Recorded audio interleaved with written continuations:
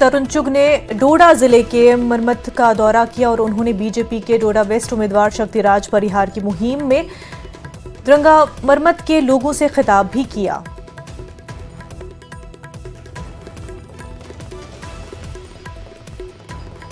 कि ये एक एक्सपायर्ड इंजेक्शन है, एक्सपायर्ड इंजेक्शन। पहले डीडीसी इलेक्शन में इन्होंने मिलकर लड़ा, जम्मू कश्मीर की जनता ने इनकार दिया।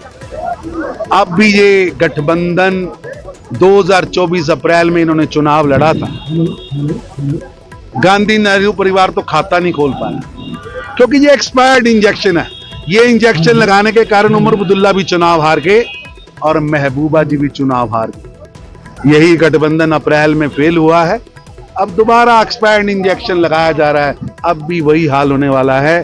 अब चुनाव का जब परिणाम आएगा तो निश्चित रूप से दुनिया के सबसे कंफ्यूज्ड नेता, दुनिया के सबसे घृणा किए जाने वाले नेता अब्दुल्ला परिवार में मुफ्ती परिवार, गांधी परिवार चुनाव हारे। भारतीय जनता पार्टी पूरी मजबूती से चुनाव लड़ रही है, लेकिन उमर साहब आप दिल्ली दिल्ली की बात करते हैं, जरा बताइए तो सही कि जब 1950 में कॉन्स्टिट्यूशन असेंबली बनी थी तो क्या आपके दादा शेख अब्दुल्ला को नेहरू जी ने उस समय के प्रधानमंत्री नहीं बनाया था?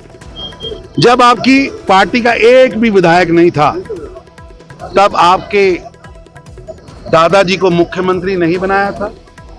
क्या फारूक अब्दुल्ला जी को दिल्ली से लाकर रातों रात मुख्यमंत्री नहीं बनाया था? क्या 86 में राजीव गांधी जी ने तश्तरी में रखकर फारूक अब्दुल्ला को लोकतंत्र की हत्या करके मुख्यमंत्री नहीं बनाया था? ये कैसा ड्रामा करते हैं? जब आप कांग्रेस के साथ समझौता करके घूमते हैं और नारा दिल्ली दिल्ली का लगाते हैं, कौन था दिल्ली? दिल्ली तो आप लाए थे। इसलिए ये पजल्ड लीडर हैं, कंफ्यूज लीडर हैं। खबरों का सिलसिला जारी।